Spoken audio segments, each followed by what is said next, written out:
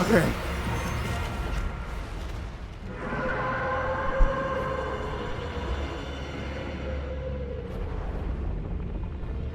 So sorry about that, guys. Whoa.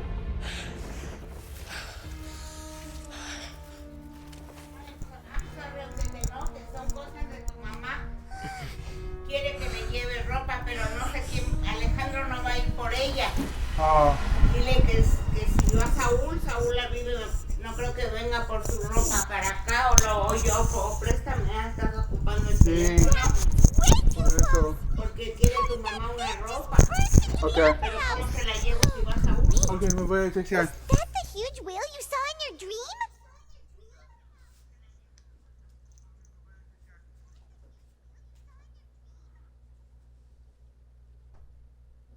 Dile que le hable a Saúl porque Alejandro no va a ir. Okay. That's right. And I rated the one thing that So Charles we've told met me it as a at kid. last. I understand very well why it has chosen to make an appearance here.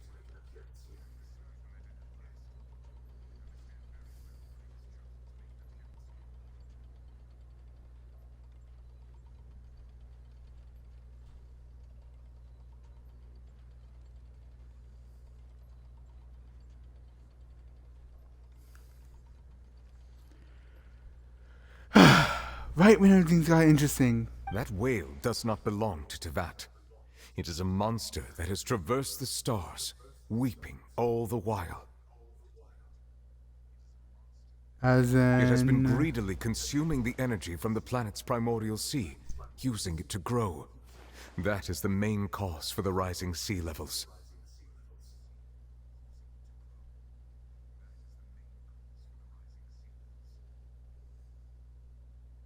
And once it has finished consuming all of the energy contained within the sea, its next step will be to flood Fontaine. You said that when the Hydro Archon first created Fontanians out of Oceanids, she filled their blood vessels with primordial seawater. Precisely. That whale finds the blood of Fontanians nigh impossible to resist. Therefore, when it left the primordial sea, it decided to make its next stop a packed opera house full of food. Food in the form of Fontanians. We just barely managed to push it back, right? In that case, won't it come back to target the people again once it's managed to recover its strength?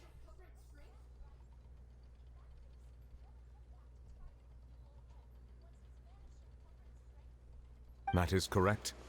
Indeed, it is more accurate to say that we should thank that Harbinger for buying us some time.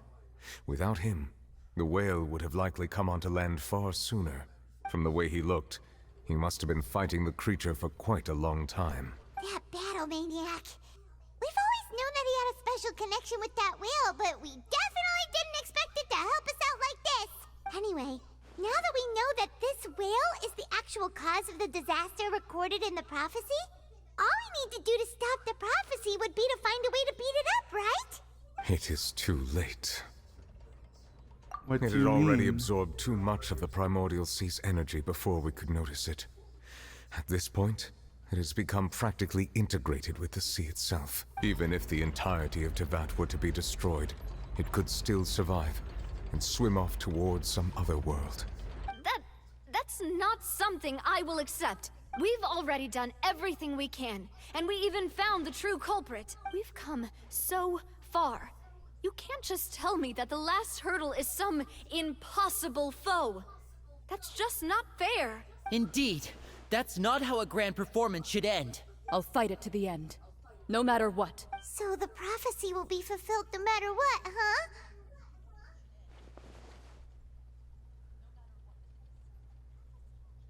The prophecy. Yes, what has been prophesied will be fulfilled. You may view such things as the history of the future.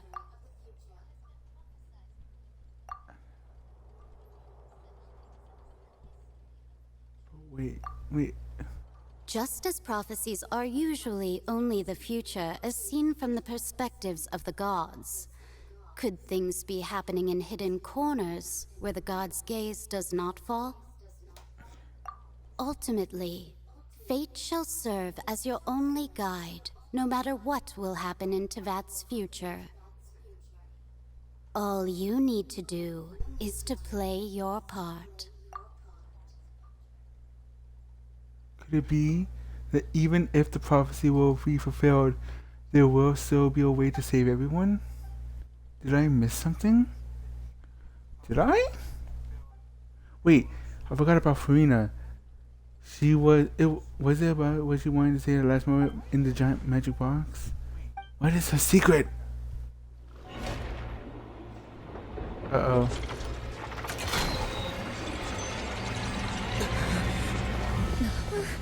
What's happening with the oratories? I believe it is preparing to carry out the death sentence.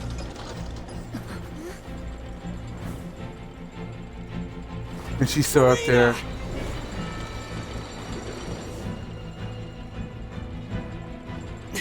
No, I still need answers.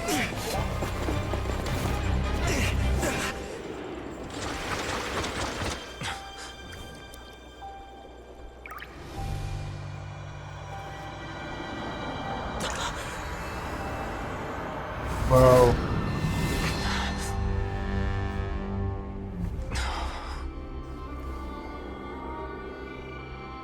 What the f-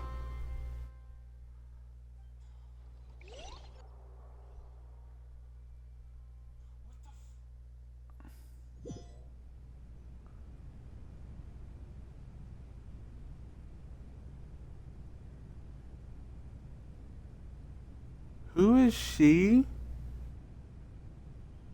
And why does she look like Farina? Sorry. That shocked expression on your face is just too amusing. I couldn't help myself.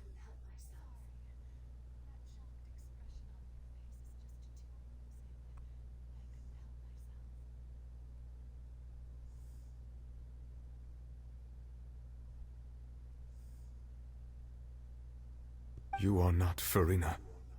Who are you?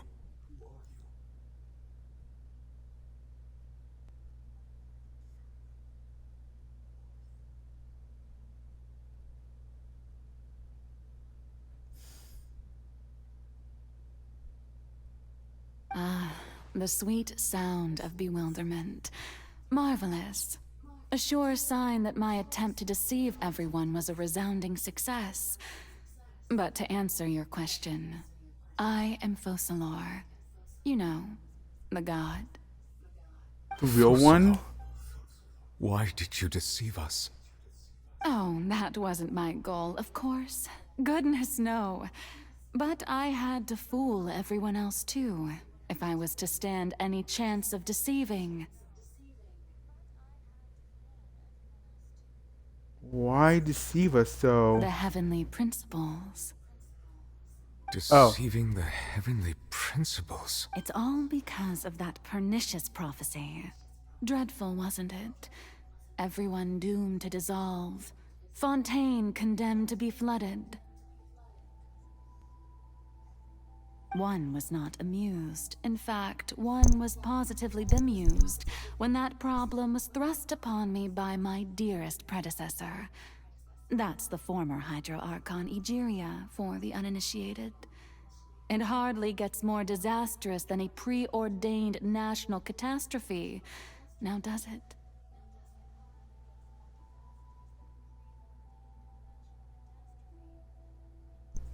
She knew full well that the prophecy would surely come to pass.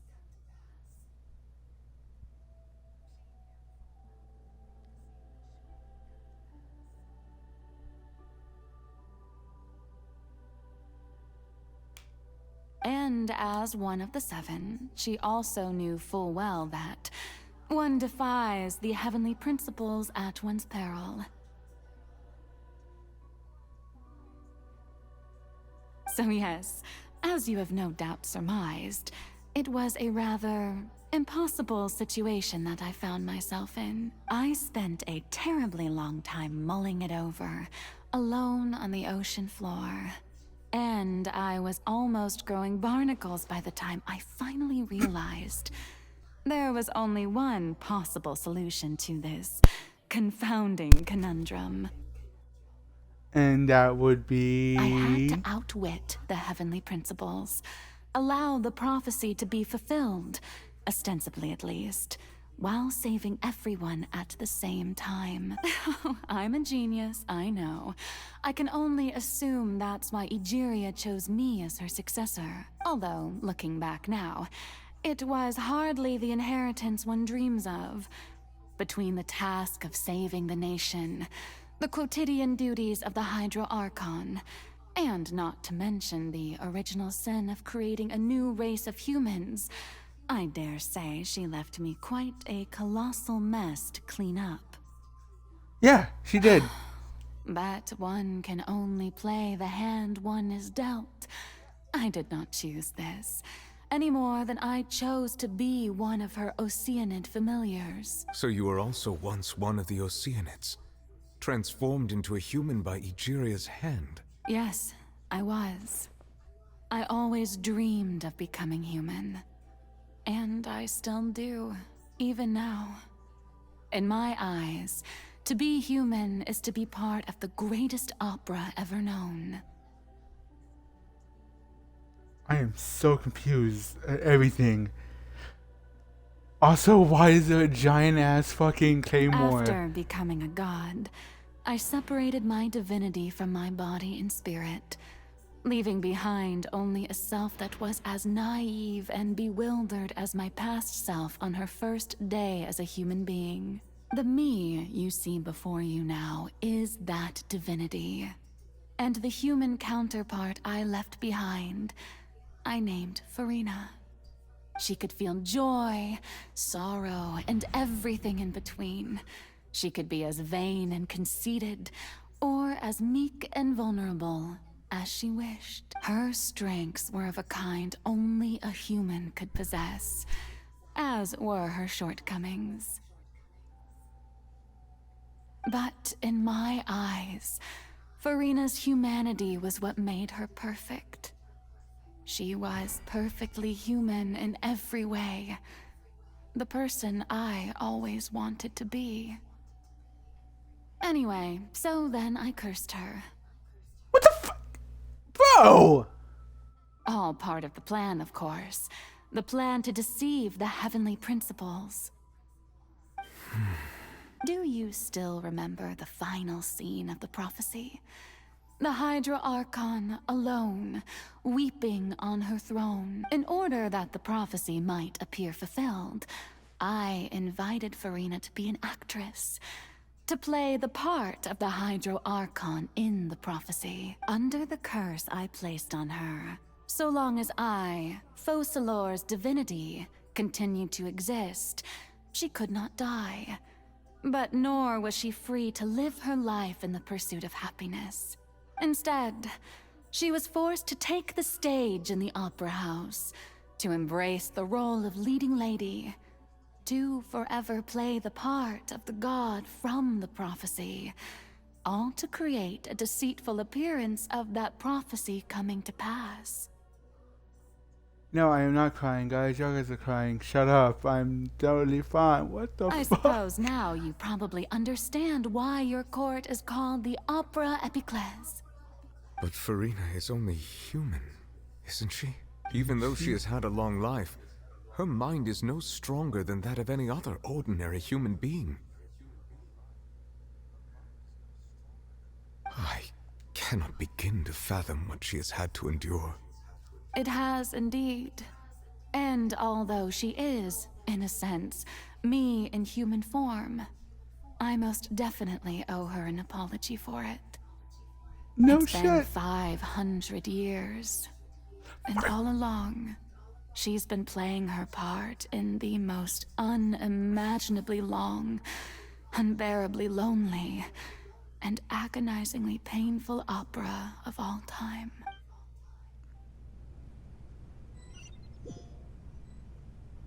She needs a hug.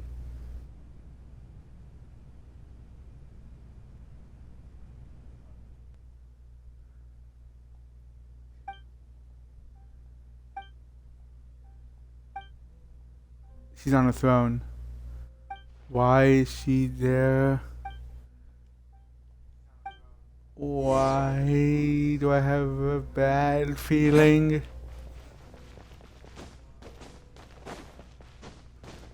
Let me climb up there, damn you! Fine.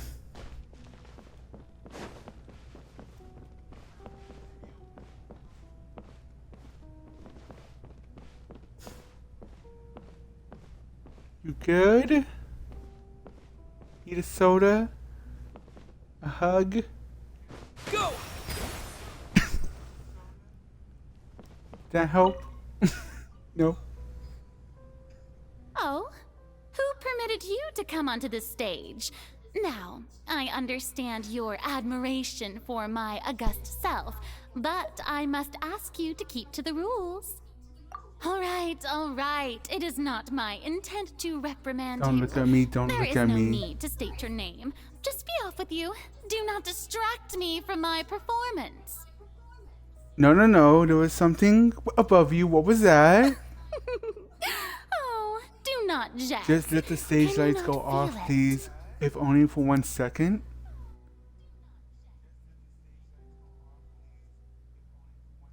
I am Focalor. The eyes of countless That way I Fontanians are can upon me. become myself I must, again. at all times, display the utmost elegance and nobility. What's going on? Something's off. There's no getting through her. Even in her hearts of hearts, she's still playing the role of the Hydro Archon.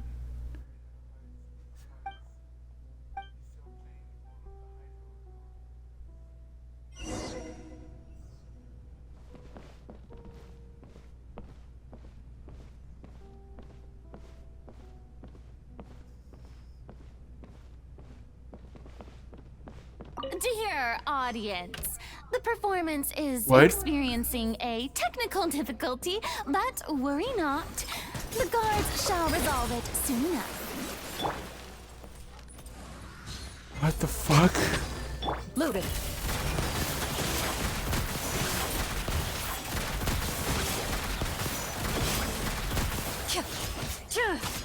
No touching.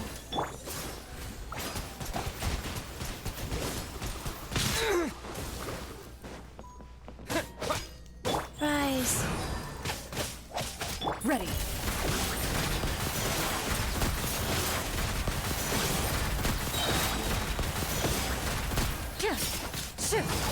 Where evil lurks, shoot on sight. Yeah.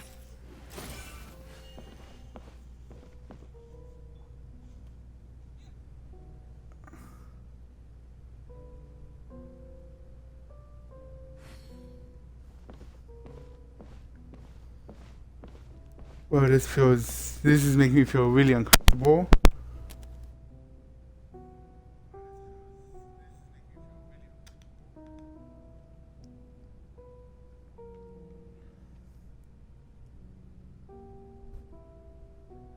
Do I really have time? I should be okay. Yeah, because then I can... Okay, I can pause it that way. You are currently in a special story mode. If you leave, you'll have to experience the contents again to continue. Hey, what gives? The audience is still watching me, you know. Guards? Wait, where are the guards? Guards! Wait. The first boss was named Shackles. This one's named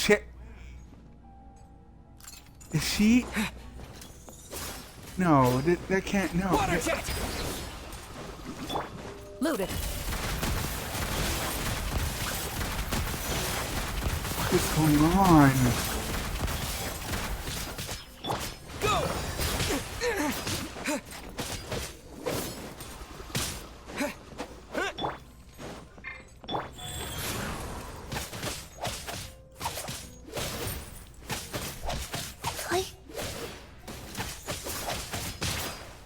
Wow.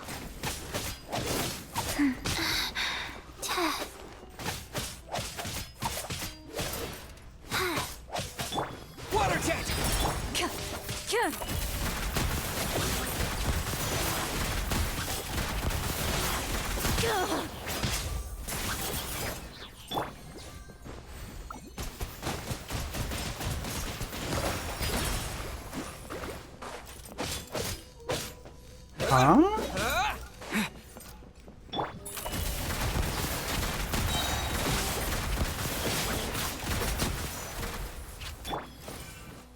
Did I?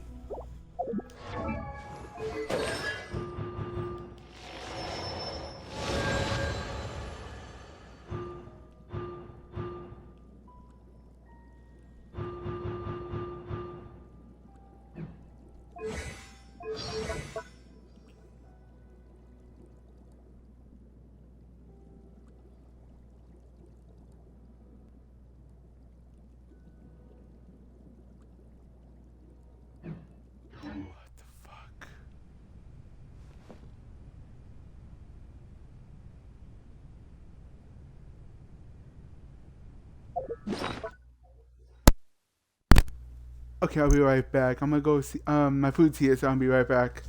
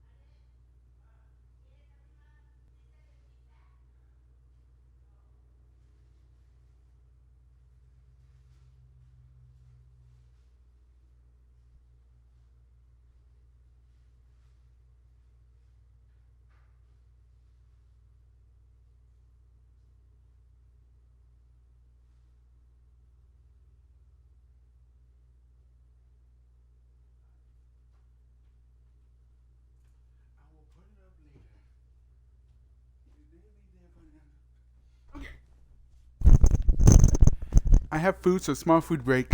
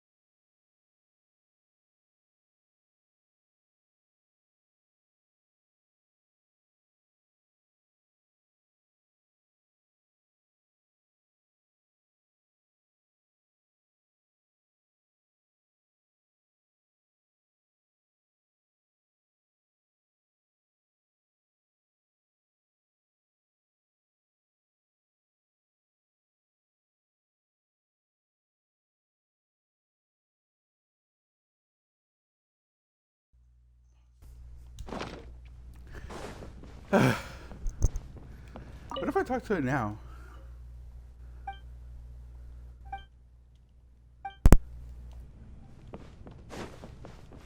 Never mind.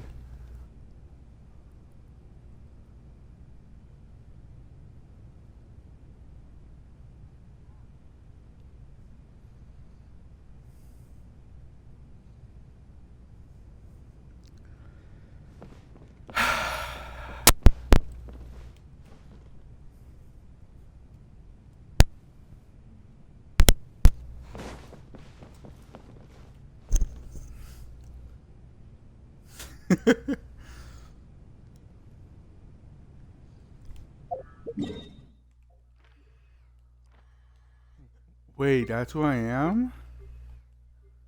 I think I was in pause on. Press something.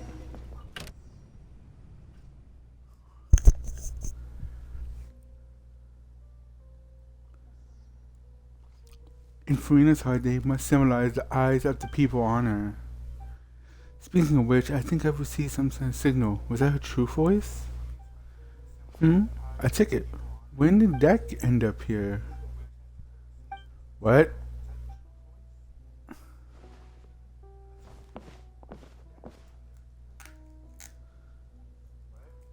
Either way, it looks like the show is about to begin. In that case, show me how you truly feel, Farina. Scene 1. Before a mirror, Farina. What? Whoa. Wait, where am I though? Shouldn't I be on? Okay. A mirror?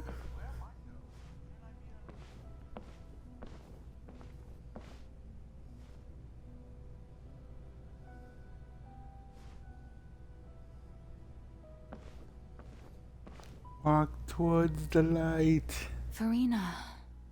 Farina. Huh? Who's that? Who's calling me? Where are you?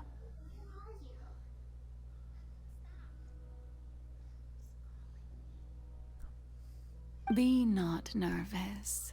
Be not afraid. I am before you. What? Wait a moment.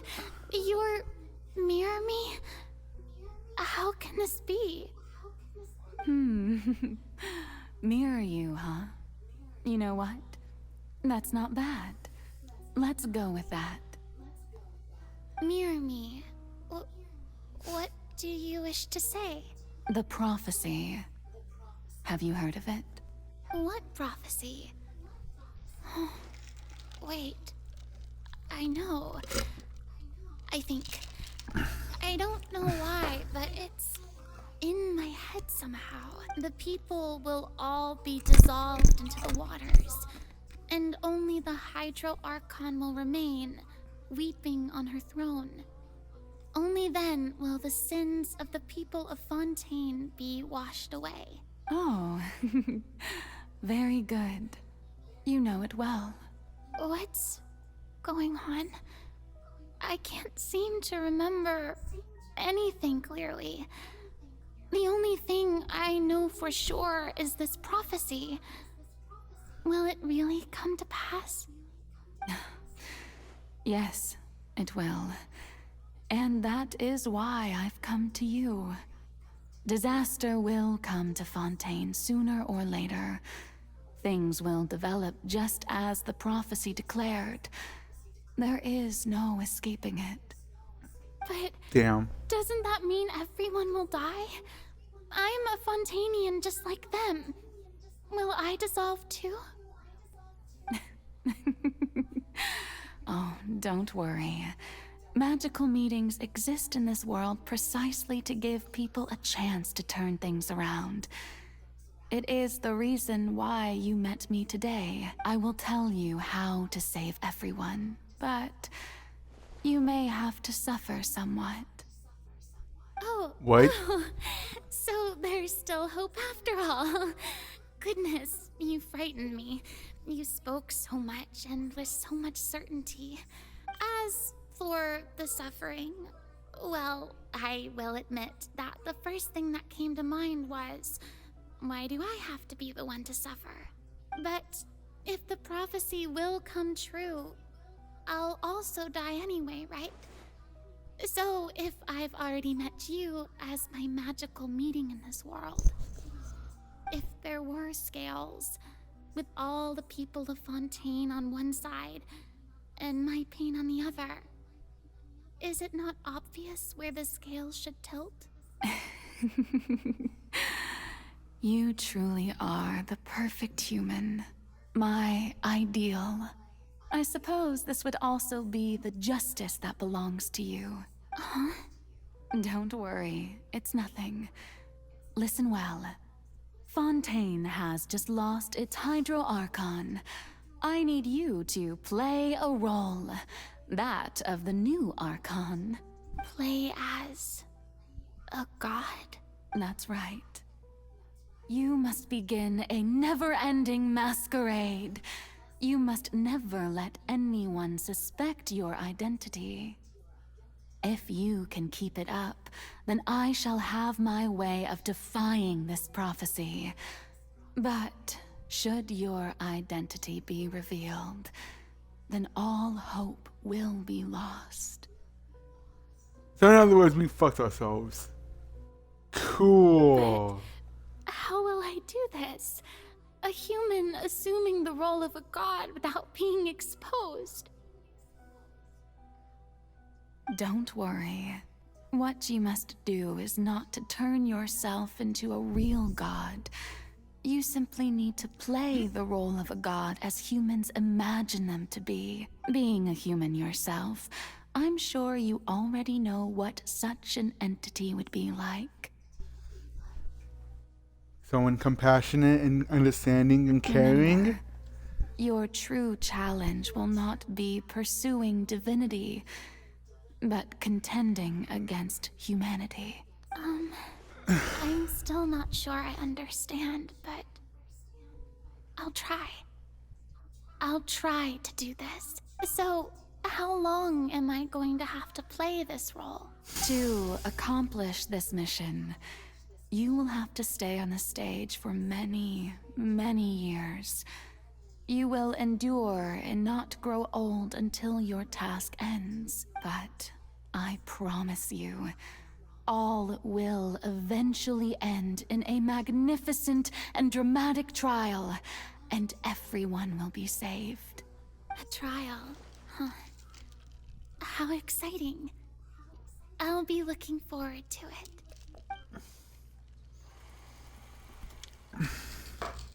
Scene 2.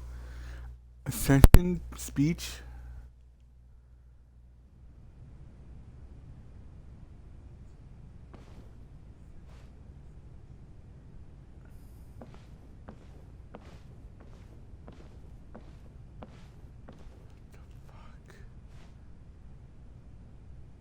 Her throne. The very one that's on top, up there, way up there.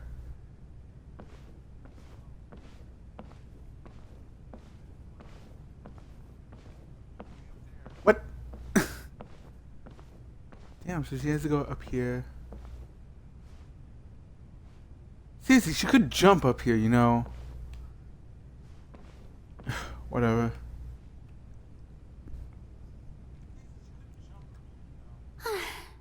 The Maison Cardinalise has announced my accession, but this is my first time facing the people. What should I say to most appear like a god? To be honest, I still don't know. Perhaps I should first try to act natural. Summon courage. Ladies and gentlemen, good evening, and welcome to the Opera Epiclese. I'm sure you've all heard about how I have taken on the role of Hydro Archon. Indeed, I am Verena de Fontaine, your new Archon. Appear In truth, Ernest. I know little about becoming a nation's new god, but it will be my honor to guide you all. As the god Focalor, the god of justice, I shall do all within my power to lead you into an age of fairness and justice. Summon or close politely. Once again, thank you all for coming. If you should have any questions or suggestions, please send them to the Maison Cardinalise. The future of Fontaine will require us to work together, after all. This should do it. I thought I might stammer, but thankfully, I was able to convey my thoughts just fine. Okay, and next. That's the new Hydro Archon. Is this some kind of joke by the Maison? I would have thought that a being that surpasses humanity would be a bit more assertive.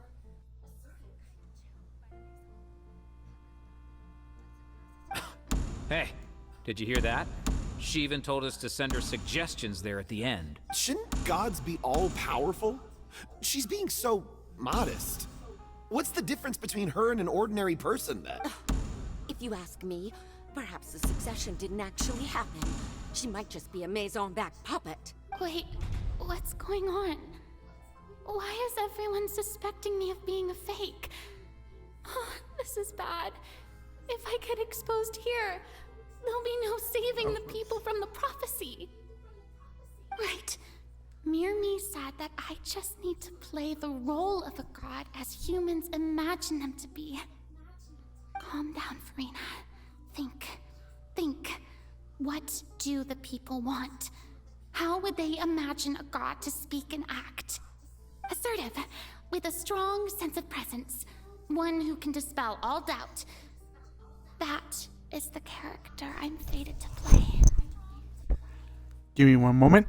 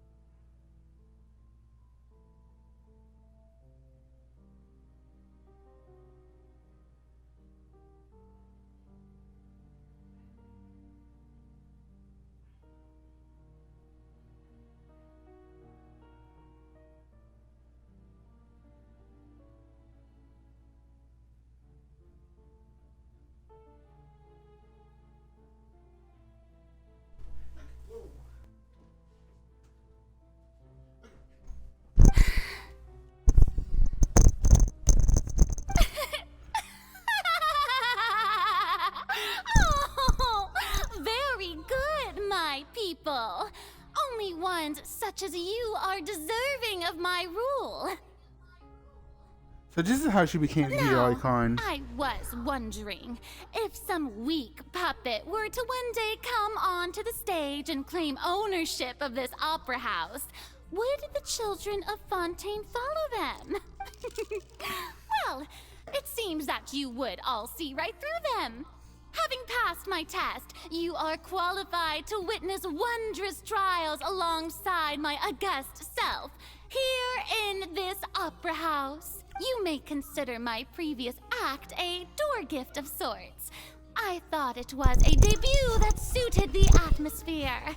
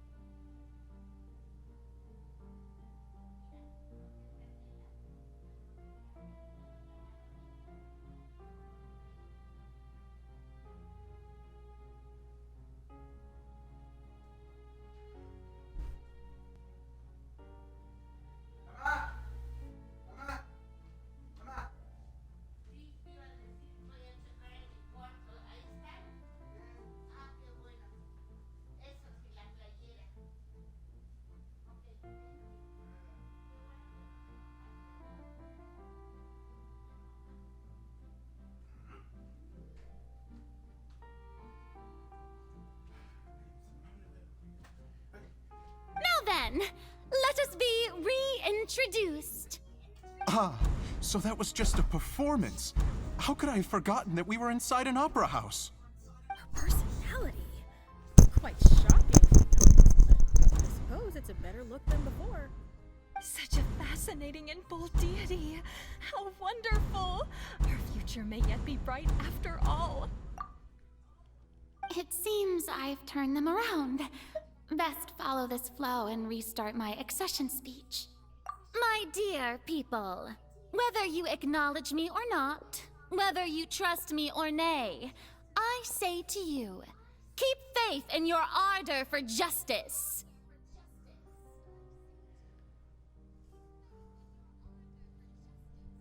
We have heard it said that this nation's sins can no longer be washed away. Well, I say that justice is most fragrant when it blooms amid sin.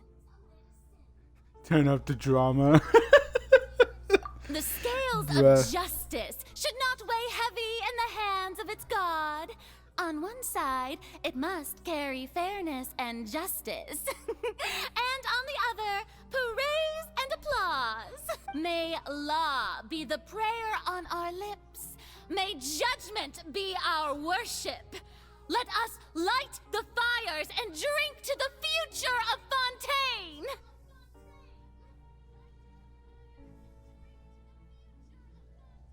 No, this won't work. They'll suspect me again. I must play the role that they want me to play. There is no trouble in this world that justice cannot solve. All that is needed is for you, my people, to believe in it, heart and soul. So long as I, the Archon Focalor, stand within the Opera Epiclese, so long as I stand before the Oratrice, I shall even judge the gods of this world! Jesus.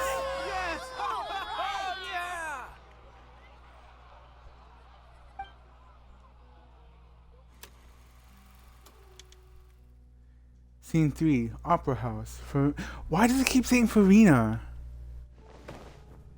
Is it going to change? Oh.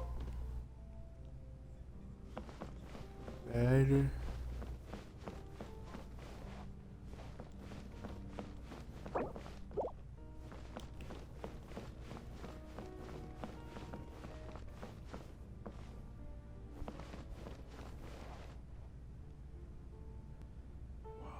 Lady Farina, here are today's case reports, as well as a summary of the follow-up for your perusal. Come now. Was I not just at the Opera House in person? Leave these kinds of things to Neuvillette. Besides, none of these trials were the one that I'm looking forward to the most. If I may be so impertinent, what kind of trial are you truly looking forward to? A magnificent, dramatic, and wondrous trial. A trial to end all things. How could you hope to understand? That's true. I fear I lack the ability to grasp your divine thought, Lady Archon. No need for fright, and do not take what I said before too seriously. Go now, do your duties. The trial I await. It will come one day.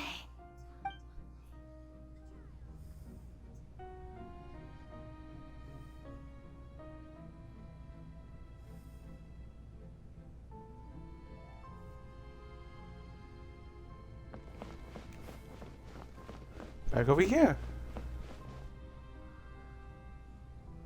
Lady Farina, I don't know what to say. Thank you for agreeing to see me. No need to thank me. Or rather, thank your own sense of perseverance instead. Long have you stood in line to meet me, have you not? Oh, I'm afraid that's just an inevitable consequence of my divine charm. All right. Deoteria, is it? How is your son's illness? You remembered me, and you knew of my family, too. He is doing much better now. In fact, he is far more of an ardent believer than I. He was the one who forced me to seek an audience with you, and to bring your words back to him. Oh, good. Very good. If this should happen again in the future, please do not hesitate to come and tell me.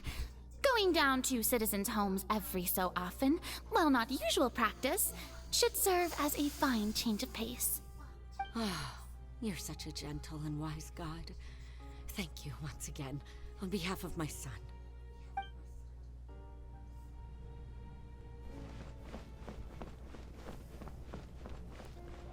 So much in so little time, Jesus.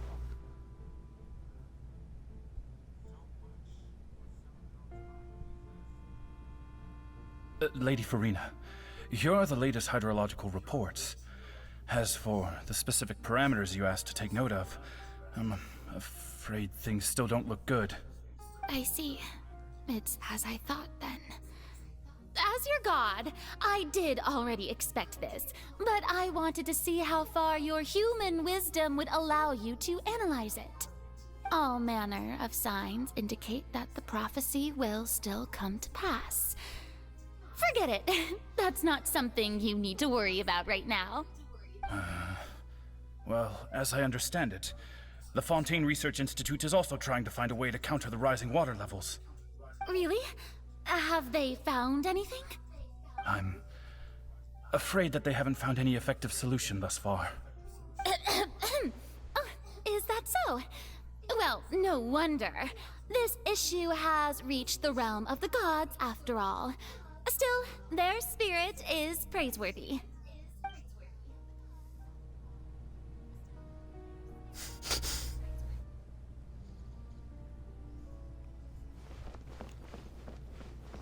Bed. Bed. The day is finally over. I haven't had a moment to breathe this whole time. But it's good to see that everything's getting on track. There are no longer any voices of suspicion. Maybe this is fine. I just need to keep going, and everyone will be saved. All right, Farina, don't think too hard about this. You need rest. Tomorrow's a new day. And the cycle continues. Scene 4.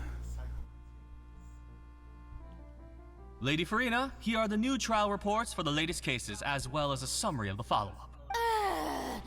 There'll be no need for that. I've seen them already. There's no need to go back over scenes I've witnessed in person before. Lady Farina, I've waited so long for this chance to see you in this manner. Indeed, my dear, loyal citizen. This joyous moment is an honor for us both. Lady Farina, we're detecting significant hydrological anomalies near Poisson. Understood. Keep monitoring. Keep me informed should anything come up at the Institute. I don't think I let anything slip today. I must show the people that there is nothing to worry about. I just don't know when these days will end. I feel utterly exhausted. Best to rest early today, too. Jesus.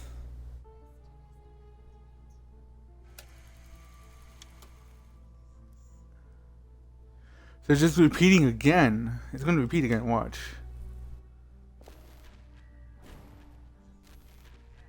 No. She's over there this time.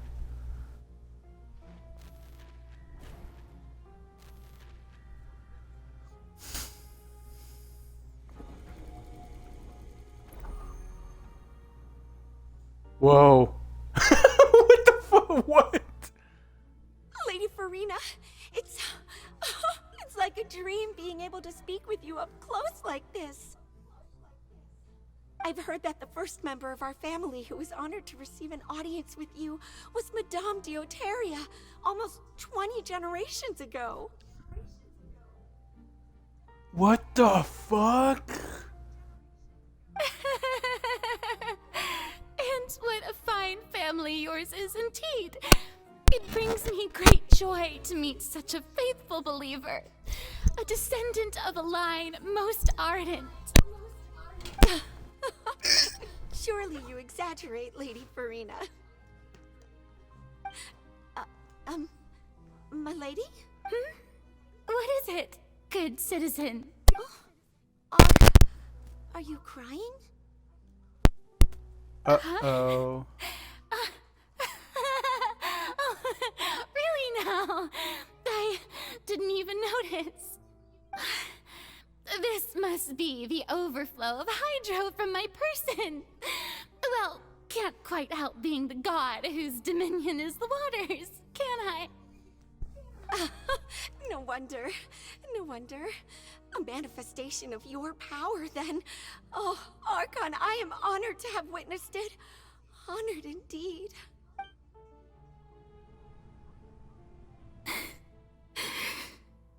So interminable. So lonely. Just how much longer? Hundreds of years must have passed by now. Perhaps the show must go on for hundreds more. I never imagined that it would hurt so much. Have I reached my limit? No. Perhaps I reached it long ago. Today I didn't even notice my own tears. I want to tell someone, anyone, about this. But would that not destroy all I've done so far? I've conducted so many investigations across the centuries. But there's not even a sliver of hope that we might break the prophecy. All I can do is keep heart. I must maintain this act. It is the only way to save Fontaine. Please, mirror me. You have to succeed. Jesus. And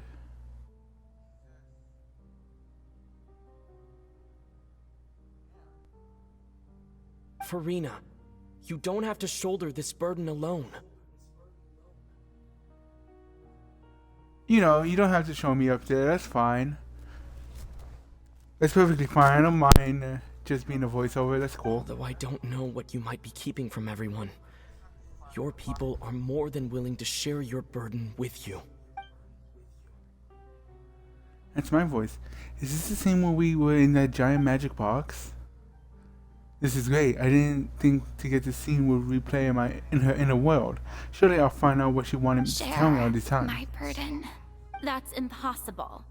It was fated right from the start that this would be my duty alone. But even if your burden doesn't need to be shared, you can still choose to confide in someone.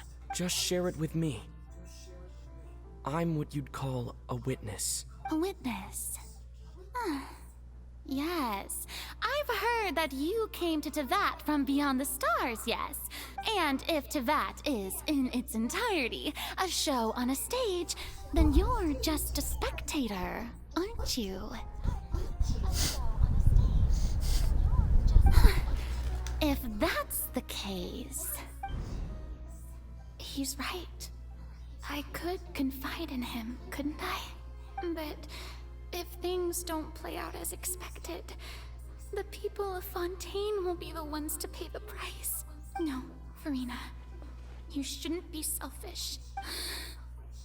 But what if it's really all right?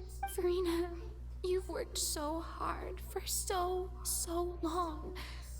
Surely it would be okay to put yourself first for once. Just this once. Is it such an outrageous thing to do anyway? To find someone in whom you can confide your frustrations and sorrows? Surely it could not hurt. If you let this opportunity slip through your fingers, it might never come by again.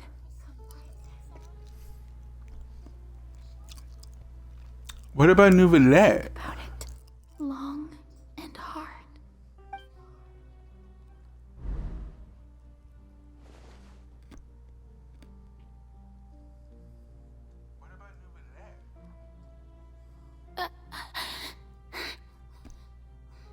No, I have nothing to say. I am Farina, the Archon of Fontaine. Everything will surely get better. All you need to do, dear spectator, is to witness my performance until the curtains fall. And now I'm there, jeez.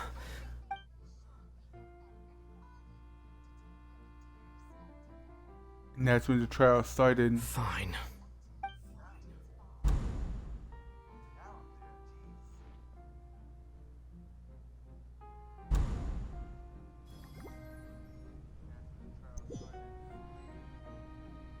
So even Farina doesn't know the truth?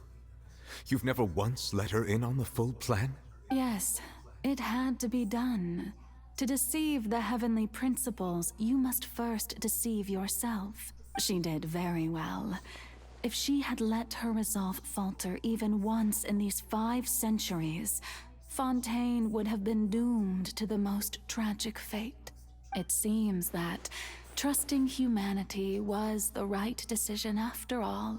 I believe that I understand how your deception works, but that is only half the truth, is it not? How would you build on this foundation to save the people of Fontaine? That is the most important thing. Ah, good. Of course, the Iudex of Fontaine has pinpointed the crux of the issue. I'm sure you've long sensed that the Oratrice is no simple machine. I've always suspected that it had its own consciousness. And Lenny did mention that he heard a human voice within the core chamber. It now seems that that person was you, hidden within the machine all along. Am I right? And then I became one with the Oratrice, taking Fontaine's gnosis with me. Yes, it would seem so, wouldn't it? The Gnosis was inside the Oratrice Mechanis de Lenise Coronel? Alas, your understanding of this device still lacks sufficient depth. In truth, it is no enactor of justice. It is, in fact, a device created to kill the god of justice. I beg your pardon? Oh, you have it. And to be more precise, not only will the Oratrice take down the God of Justice, it will also take down the divine throne upon which she has been placed. I mean, did you think I would be the sort to enjoy peaceful repose while Farina suffered? Yes? My work over these last 500 years has been to constantly accumulate indemnitium within the Oratrice.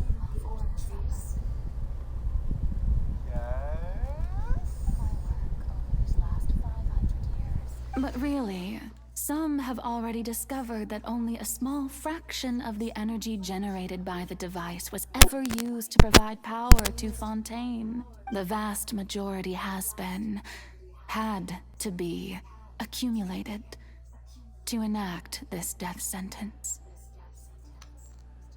Okay, I still don't feel comfortable with that sword just hanging there. It was all part of your plan then? Both the trial and the sentence? Okay, I still don't feel comfortable with that sword just hanging there. Part of your plan then? Both the trial and Indeed. This power, accrued over 5 centuries, could have sustained Fontainians for millennia, had it only been used for that purpose. Almost all of it has now been stored within the Oratrice. But only power magnitude could hope to destroy the Hydro Archon's divine, shaking the rules established by Celestia, and breaking through the institution that is the Seven. So the Oratrice's call for death was for neither Farina nor Focalor, but for the Hydro Archon. The destruction of that divine throne. If I do not misunderstand your intent, you must be... Returning what's rightfully yours to you, of course. What? What does she mean by that? In other words, this was all done to return the authority of the Hydro Archon to the Hydro Dragon of this planet. But...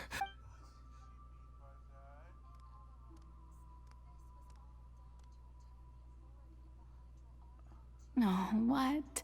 Getting sad again, are we?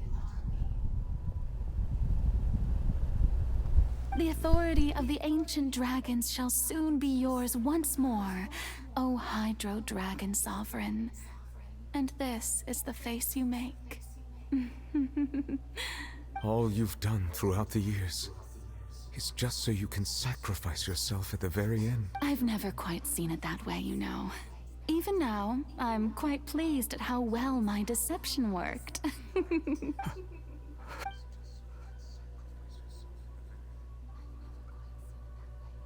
Hydro Dragon, don't cry.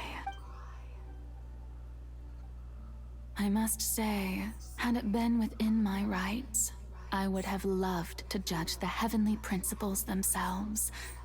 Were they not guilty of essentially the same crime? Egeria stole the power of the primordial sea, and the heavenly principles stole the power you ancient dragons possessed. I, for my part, am the god of justice. And is it not just that your original powers should be returned to you? Speaking of justice, I have always believed that justice lies in the process of pursuing human existence itself. So, if the theft of the primordial sea's might was Fontaine's original sin, then, leaving matters of procedural right and wrong aside, the descent of the Fontainians as humans and their right to exist in this world would be Fontaine's original justice. In other words, existence was Egeria's justice, and to me, justice is the continuation of that existence, defying the prophecy and ensuring that Fontaine's people shall live on. That should be the justice enthroned over all others. At this point, we, whether it be myself or all other Fontainians, have shouldered the burden of this sin for far too long. Eudex Nervilette, the highest judge in our land. When you regain your full power as an elemental sovereign, what verdict shall you pass upon us? So when I was invited to the court of Fontaine to serve as Eudex, I see now that that was your idea too. At last, I now understand the true purpose behind this position. In the beginning, I was uninterested in human existence. But these 5 centuries of living alongside them have gradually brought about mutual understanding between us. And I have even attempted to feel as they feel. You are a devious one, Focalors. Things being as they are, surely you know that I could never declare them to be guilty.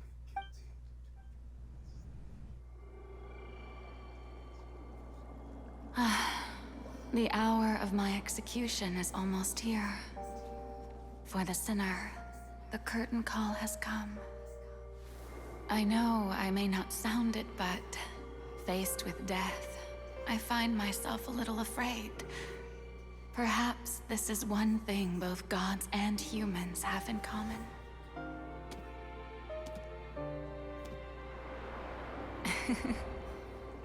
Farewell, Nervalette. I hope you've enjoyed the part you played these 500 years. Wait, what does she mean by that? Is he...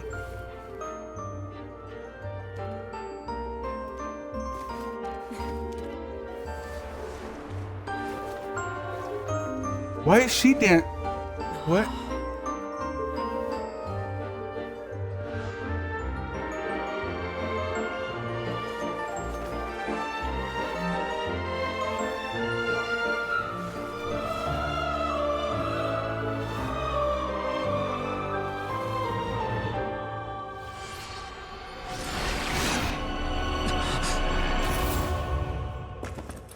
What the f- She...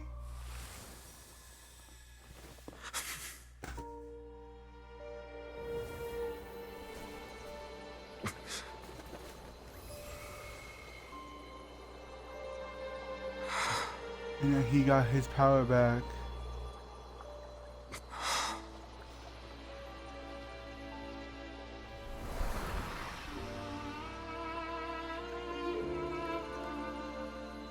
She's back on...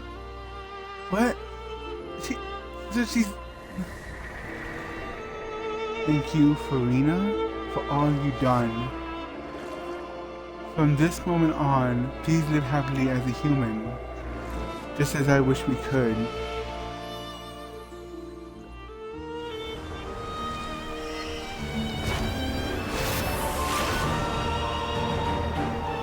Oh.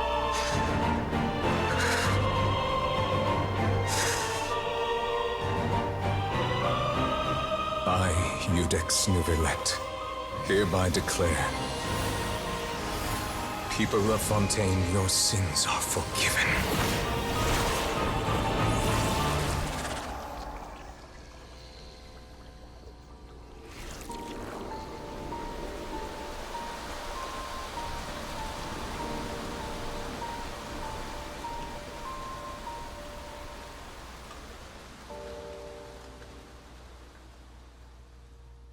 But what does that really solve the...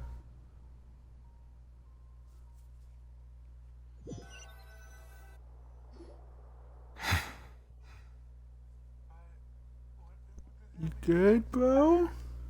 What just happened? Has the death sentence been carried out? Was that bright light some sort of misdirection? I have a feeling that something huge just happened. But since we're all still alive and haven't been dissolved, I assume whatever happened was good for us.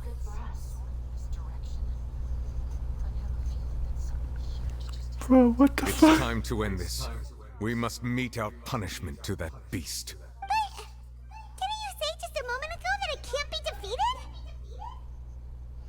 By ourselves, Gained the no. strength sufficient to deal with it. Through certain means, I now have the ability to separate the power of the Primordial Sea from that creature. We should seize the opportunity to pursue our quarry. Traveler, Now that the oratories can no longer function, I require an executor to help me mete out justice. You mean me? The root of the calamities befalling Fontaine. The beast that enacts the prophecy. Its name is the all-devouring narwhal. It's an narwhal? The Come fuck? with me, traveler. The hour of execution has come.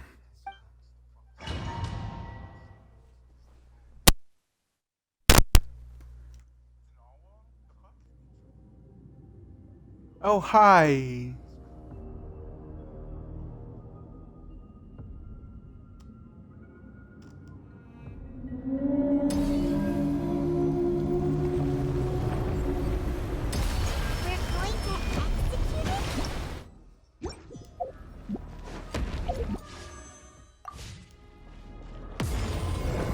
I've already done my best to separate the power of the Primordials from the Whale.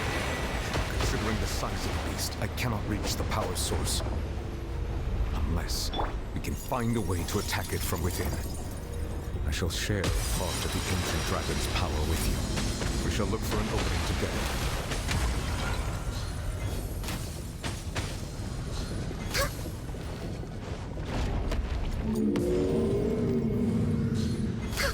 I can feel its sorrow turning into hostility.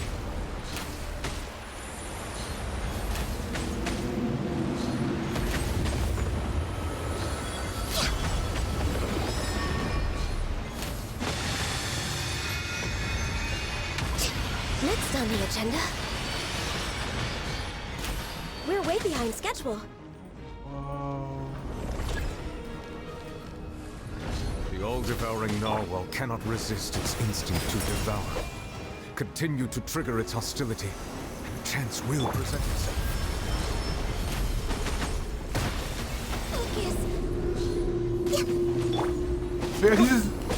Yeah, he can totally attack it for now. No.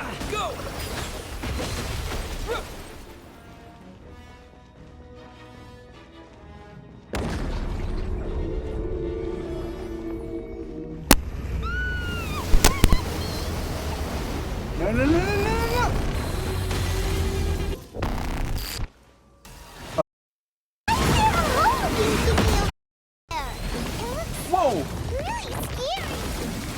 Oh, what the fuck is this?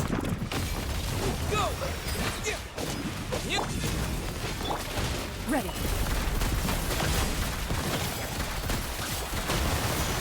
I have granted you my protection. Do not fear. Seize the moment and use my power to suppress its root from within. Life goes on.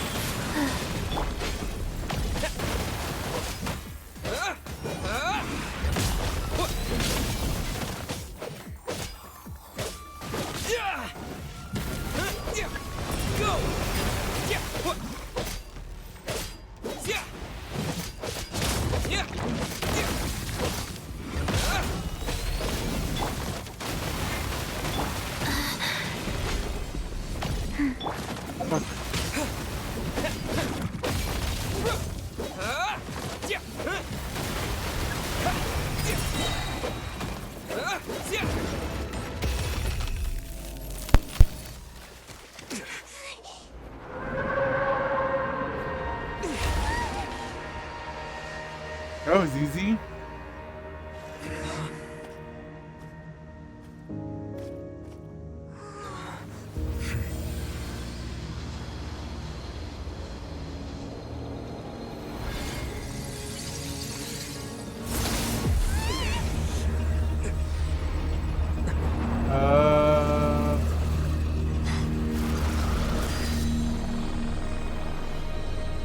Who is she?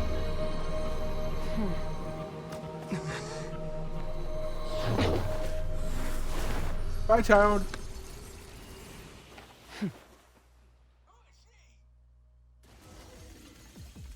Thanks for helping with the cleanup. It should have been my job, but... oh well. It was just supposed to be a short private training session for me. I didn't think that my disciple and my master's pet would start brawling in the meantime. Disciple and master's pet? Well, actually, I had a feeling that it would happen at some point, but they bumped into one another earlier than I thought. What a blunder. I suppose I'll have to swing my sword 3 million times as penance. What? Who's your master's pet? Power. Who are you exactly? Hyman has an idea. From what she said earlier, she must be Child's master. Skirk, right? It's just that he gave us the impression that she was the less talkative person. I simply did not have anything to say to the weak. But you, on the other hand, managed to defeat the all-devouring narwhal without using power from beyond this world. So you may speak to me as equals. Would take the all... I have to agree. It's a strange use of a planet's primordial waters just to raise an all-devouring narwhal. That kind of power is wasted on it.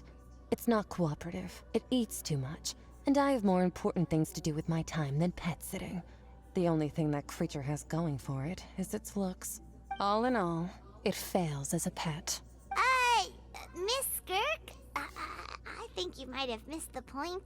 The point being? Well, being that this pet almost destroyed an entire nation. So what sort of person is your master? Well, Child's master's master. Wait, is that right? One could say even a master of masters. Oh, right. So you don't know him. Sorry, I assumed you did. Him?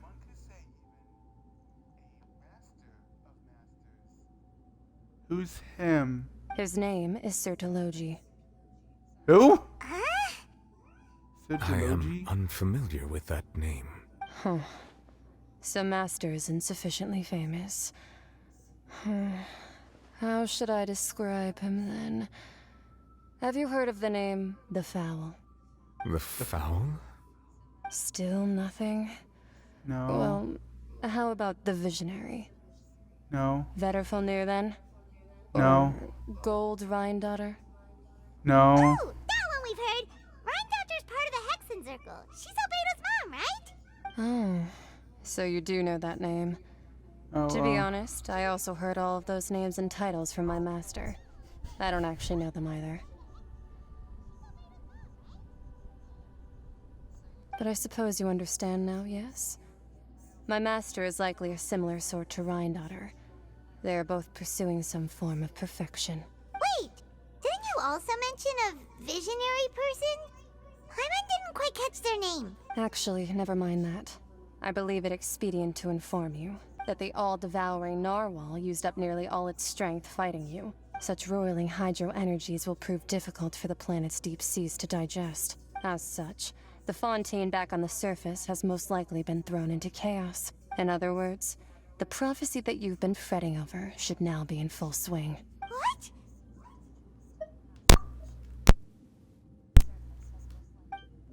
Not to worry. Focalor has already managed to deceive the heavenly principles. In the end, the people will all be dissolved into the waters, and only Farina will remain, weeping on her throne. What the fuck?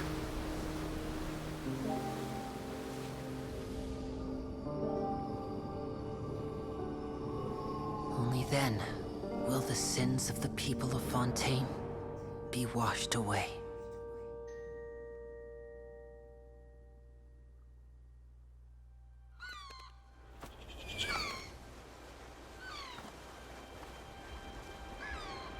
Please tell me everybody's on a boat.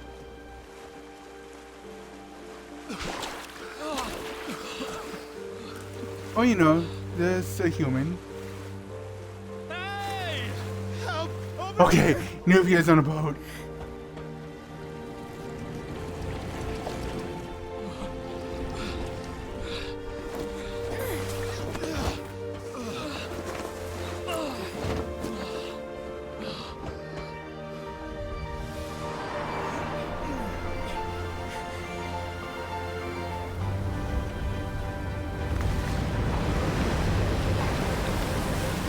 Oh God.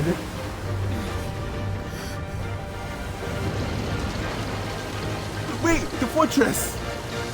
I completely forgot about them. All hands, initiate emergency rescue. Okay, he actually did it!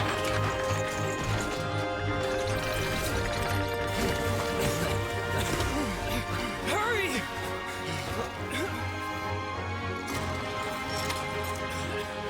Hey, lend a hand!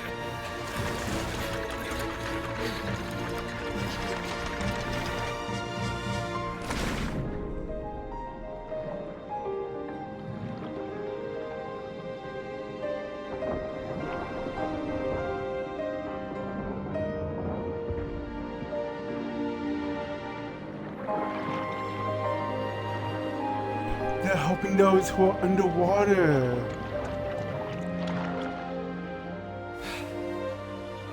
Look! The water's receding! It's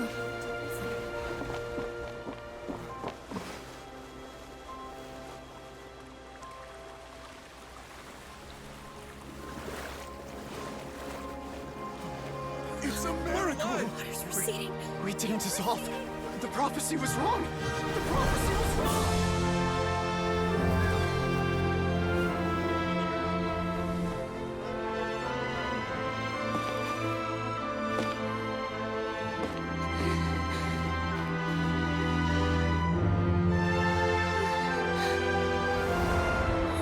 Are you alright? We're saved. The prophecy. I mean, the place is so fucked up, but...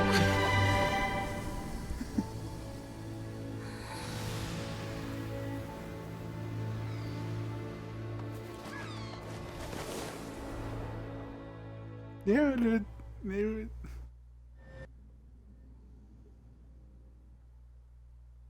Bruh.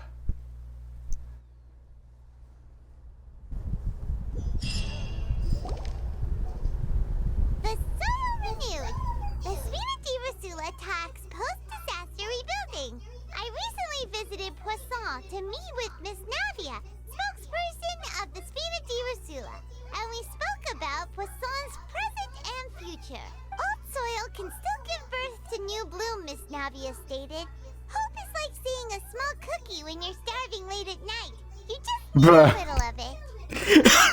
Starship Winglet, Booner Brain of the Fontaine Research Institute. The various disputes that have arisen on account of Mr. Edwin have suddenly become a shield over the Institute, with Jurier turning out to be a once overlooked hidden gem. People always call the first researcher mad, but few know what to call the second. And should that latter person achieve a miracle, they would find it all the harder to find a word with which to classify him and his team. Wow! Paimon barely recognizes the people in the reports. Are those really Jurier and Navia? They sound like real big shots. What do you think? Pretty enthralling, huh? The Steambird's idea was pretty simple.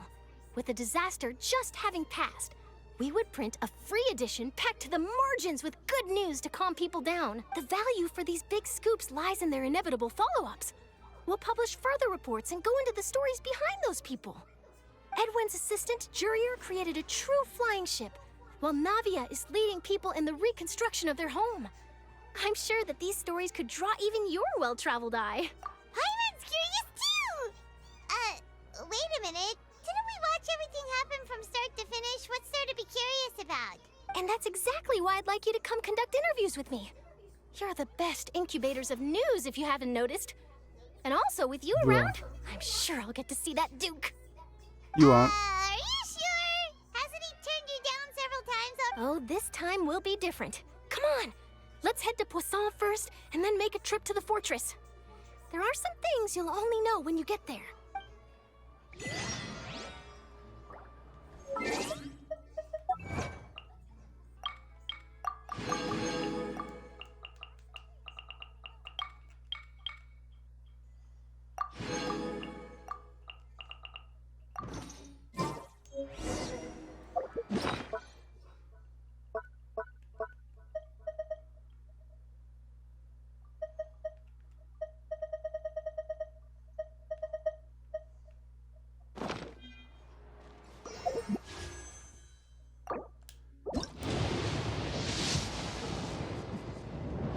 not.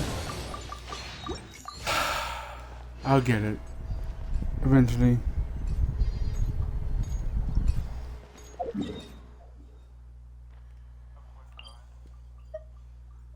Ooh.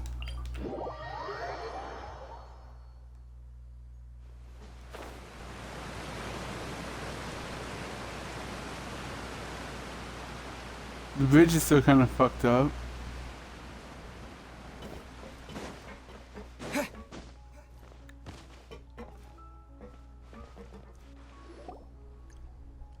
Navia! Oh, it's you. What brings you all here? Hey, we're just having a look around. I'm here to update myself on how things are going here. Oh, the Fatui are here too. Let me introduce you. This is Mr. Garunt Snezhevich. He represented the Knave in sending us a large amount of supplies, and is helping with our work. Our residents are hard at work as well. Thanks to everyone, work is progressing nicely. We've lost a lot of people, but we're moving forward. That will have to be enough. Hello, Miss Charlotte. I'm a big fan of yours. I especially like that article you wrote last year about Fontaine's stray cats. But if you don't mind, could you not emphasize our role too much in your report? It's not charity we're doing here. We just happen to share the same interests as the Spina. I get where you're coming from. I'll keep it as simple as possible. Or would you be willing to feature as friendly neighbors?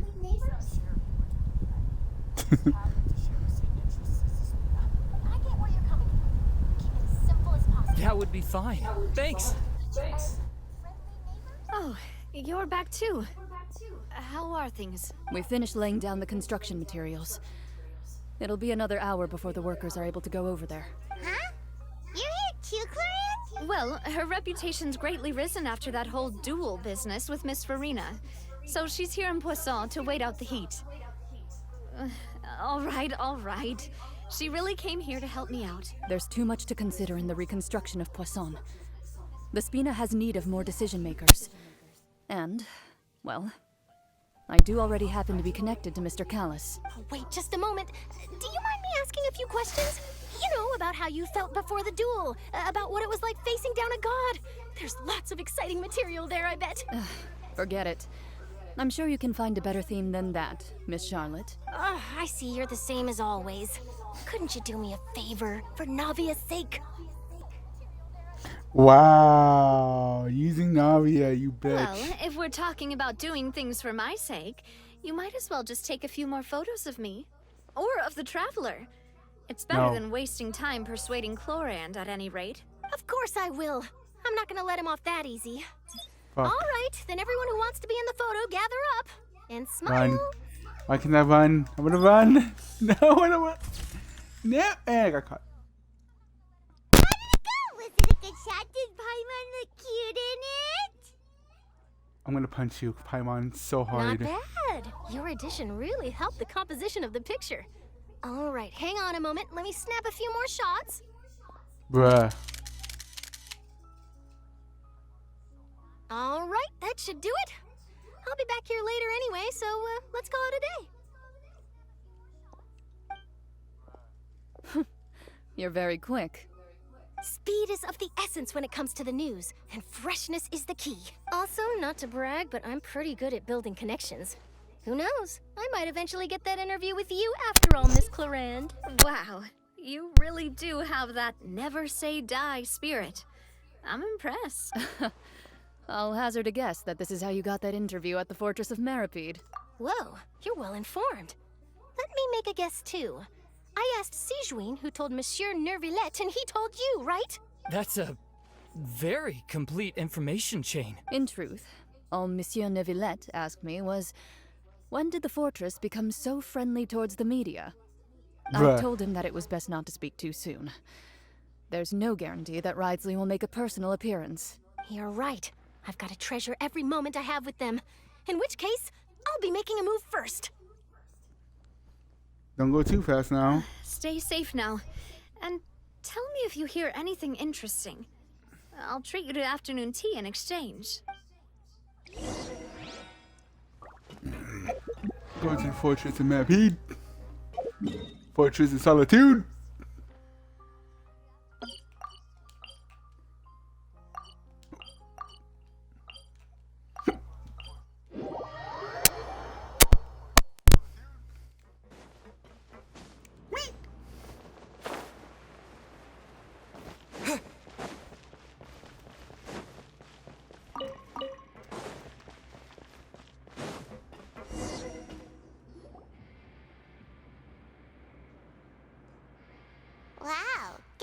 again, huh? There's a real nostalgic feeling to this place. Looks like you've been missing us.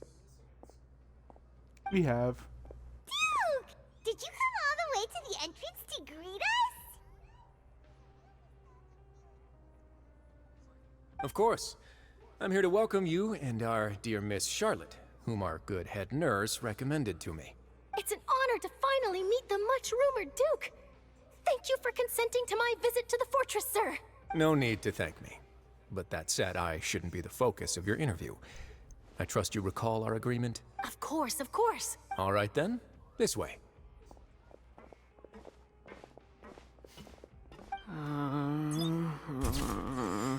Bruh. Hey, no need to be so nervous. I've already taken all the photos we need. Just kiss, why don't y'all? Miss Charlotte, do these pictures really need to be published on the cover of the Steambird? But It would seem that Miss Lorvine doesn't want her face to appear beside that of Mr. Jurier, Sir, please don't say things like that. oh, just kiss y'all too. But it looks like dear Mr. Jurier denies it. Might this interview be very important to you then? No, I just... This is my first time being interviewed, and I'm very thankful to the Steambird for... Now, I might not look it, but I actually did meet Mr. Edwin once. And I'll be honest, I enjoyed chatting with you more. You've definitely got more of that genius vibe going on. The boat that brought about a miracle, the ark that saved the people. Why, you recreated a myth back there, like an emissary of legend. Bruh. Still, if I might ask, where's that flying ship now? Huh. Looks like Charlotte's trying to get herself another exclusive scoop. I have to apologize, but that ship is presently in the bowels of our factory. I'm afraid it won't be easy for you to get a shot of it. Really? Well, then in that case, could I have an interview with you to make up for that loss? Bruh. You already know my answer, I'm afraid. Best you interview our head nurse instead. Or perhaps you'd like to take another photo of this couple of researchers? Did you really have to use the word couple? Cause you guys are a couple. Couple is the meaning of two. Well then, 2 solo photos will do. Is my hair messed up? Please, someone help me have a look. Things sure are getting pretty lively here. We've seen this kind of thing before. Oh, seems like everyone's here. Would any of you like to try this new drink I came up with? No. Ah, Siegeween. Hey, Miss Charlotte. Why don't you, take some pretty photos of our head nurse? Sure. Come on, Miss Siegeween. Over this way. Let's find a brighter spot. Huh? Sure. Do I have to smile? Unfortunately. So, how have things been at the fortress? Same old, as you can see. Fontaine's undergone some changes, but this place is still more or less the same. Other than that flying ship, it got a tad too much attention, I think. That's why I decided to let the interview go through. We should direct more public opinions toward the behind-the-scenes heroes. Am I right, Mr. Jurier? Miss Lorvine? You're too kind, sir. I believe that you too should have your day in the sun. Not that you would want that, which is a pity. I'll just leave the spotlight to you two. I see. Lots of things happened that day, huh? Anyway, regarding that Harbinger, I'm not sure you remember, but his 3 young followers are still waiting for his return. He sure did win them over, huh? I'll tell them that there's good news and bad news. The good being that their boss seems fine, and the bad being that they must face extended sentences for abetting his escape. Oh, actually, what about you? Are things gonna change for you too? What change can there be? The fortress will keep chugging along, and so will my duties. As to what Miss Farina's departure will mean for the nation, and if our laws and governance will be transformed, we'll leave those to the folks in the overworld. Hey everyone, the photo shoot's done. As to what Miss Farina's departure will mean for the nation. Good. In that case, let's call it a day here. Thanks for your cooperation. Come on, Traveler, let's go. Till next time, everyone. There'll be a next time? Maybe. Who knows? I might write a story about the underwater factory next time. Until then. All right, last stop, the docks.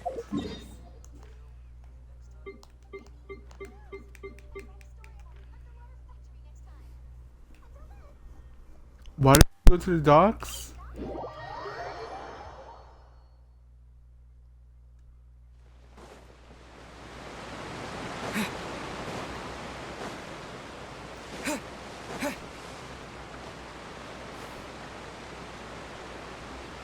Yeah.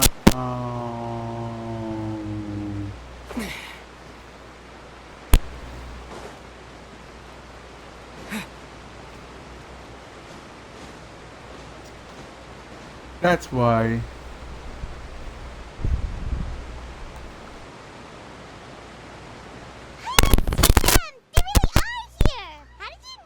Navia mentioned that she stayed in touch with Linny and the others after working together. Apparently, they've been at the docks distributing these strange pockets the whole time since. Traveler, Paimon. Ah, and Miss Charlotte, too. Would you like a magic pocket? What sort of gadget is it? It's a wondrous bag that can be used to carry many things.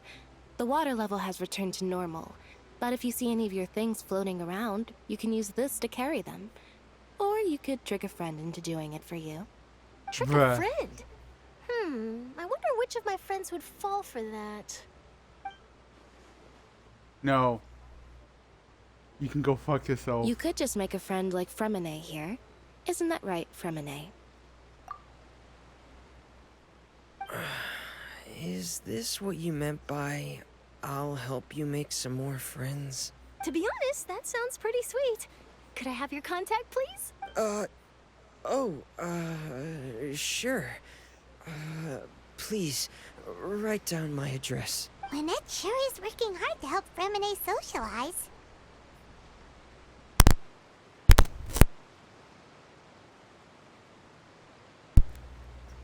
He was the one who proposed doing this. He even wants to assist in our magic shows. Aw, that's nice. Yes, I was planning to first introduce Pear as an assistant, and later Fremine himself. In the future, I think we can leave underwater escape magic to him too. That said, would anyone want to see a diver escape underwater? I mean, that would be cool. Oh, it'll work out. Every journey begins with the first step. He'll become a part of our show eventually. Lynette, could you come over? Miss Charlotte says she wants to take a picture of us. Got it. My, that Charlotte is rather perceptive. She got rid of everyone the moment she realized I had something to say to you. Father says that you did a great deal during the latest events. She's very grateful for your contributions to Fontaine. So wait, when the fuck did we get to slap her? Isn't she a weekly boss? When did we get to fight her? That's alright. We were more than happy to help. So, what's she doing now? Oh, I guess you haven't heard. Well, after Lady Farina left, Father and Monsieur Neuvillette opened negotiations, during which he gave Fontaine's gnosis to her as a diplomatic gift. Son of a bitch. A diplomatic gift? A gnosis? Yes, I was quite surprised at first myself. But when I thought it over, there were actually a number of things going for it. It could have been done as an apology for the incident with Lord Child, or as thanks for his help in tying the all-devouring narwhal down. Furthermore, Father did also lend significant aid to Fontaine and Poisson. Well, that's true, but this is a gnosis we're talking about. Doesn't this seem a bit irresponsible? I would agree, but I've also heard that it seems that Monsieur Neuvillette has had a significant change of heart regarding the matter. So there's some reason for this that only Neuvillette knows about? I suspect you'll have to ask him about that yourself. Ah, yes, speaking of which, I did see him strolling around the entrance to the Fortress of Meripede a while back. Isn't he real busy and stuff? Paimon didn't think he'd have the time for that. But back to the topic. The gnosis was given to the knave, right? What about Child? They say that he's returned to Snezhnaya to recover from his wounds. I hear that the recent disaster really did a number on his health. That's true. When you think about it, we've had loads of run-ins with the Fatui. To think we'd be allied with them this time. So shocked by such a simple switching of sides? Crap. Father's here. Father. Well, well, what do you know? Come to the docks to see how my children are doing and meet the Traveler by chance. Please do not pay my accomplishments in Fontaine too much mind. I would have done them regardless. Are you going to take the Gnosis back to Snezhnaya? That is our duty as Harbingers, yes. Don't be too preoccupied with sides. The goal of the Fatui concerns not a single place or person, but the entire world. With such a grand goal in mind, it is inevitable that we must wear many masks. Switching my masks is something I've always done. Well, that depends on many things. No one truly knows what the future holds. What good is honesty if you can't rely on it forever? As for you, I very much look forward to our next collaboration. Good things cannot be achieved alone, and you've proved yourselves to be great partners. A vision? All right. I'll remember to return it. Thank you for keeping it safe for him this entire time. And that's a wrap for me. Huh? You're... Greetings, Miss Journalist. Hello. If I'm not mistaken, there are diplomatic channels I'll need to report to take a photo of you. That is correct. So forgive me, but I will not be able to serve as a subject in your article. However, feel free to write as much as you'd like about our dear magicians and our upcoming rookie talent. I will. The sea breeze is quite pleasant. Oh, I shall continue my walk while the weather remains so agreeable. Farewell. Farewell, Father. It's still weird how they're calling her father. Oh, she has such an intimidating presence. I didn't even dare to take a picture. Thankfully, I've already wrapped up all my pre-scheduled interviews. Thank you all. This'll be more than enough for me to write about, I'm sure. Don't be too nervous. Why don't you take a magic pocket before you go? Here, Traveler, Paimon, you take one too. To move things about? That's right. Funny. Magic pockets when we first met. And what do you know? I'm doing the exact same thing right now. So many things have happened, but the pockets are still the pockets. I guess this must be life. We will all follow our own paths, and serendipity will lead you to your fated friends. All right then. We'll be handing out pockets in some other districts later, so we'll get going now. Have a good day, you two. Well, guess we sent Charlotte off. Shall we go see... Damn, he's way over here.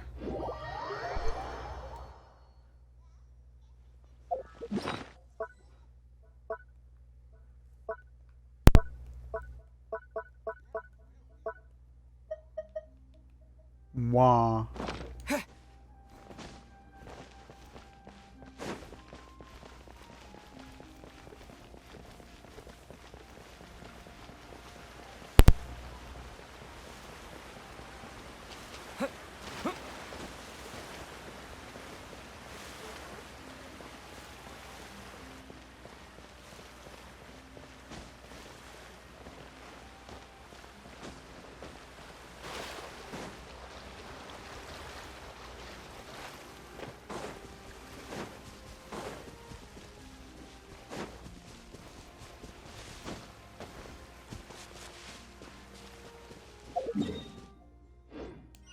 I'm going the right way, right?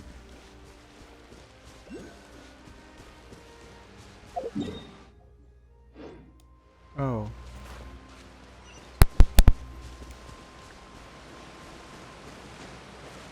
The entrance to the fortress! Ooh, he really is there!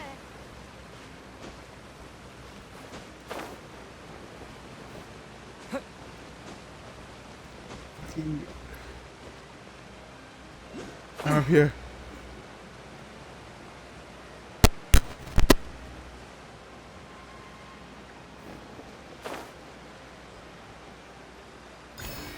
I touched it.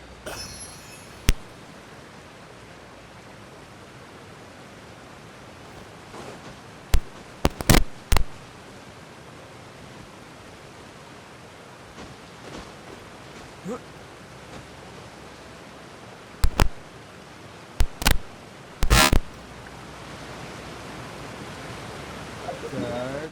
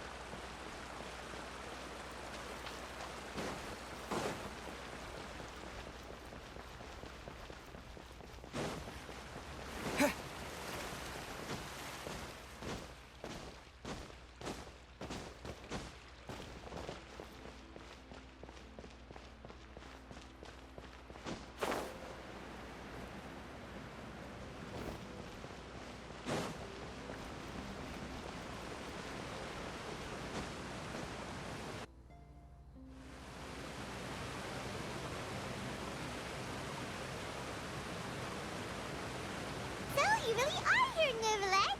Paimon didn't think you were going to have free time this hour of the day. Really? Oh, I suppose you must have met Mr. Linney. He took the time to greet me earlier when he passed this way. In any case, you came at a good time. I was just considering reaching out to you to set up a meeting, so I may explain some things that I haven't had the time to before. Aw, Paimon's glad that you remembered. Thank you for keeping us on your mind, what with you being busy and all. Alright, let's have it then. How was Fontaine actually saved? The whole business is still quite the mystery to us. It is strange how words can often leave a bitter taste in the mouth when it finally comes time to say them out loud.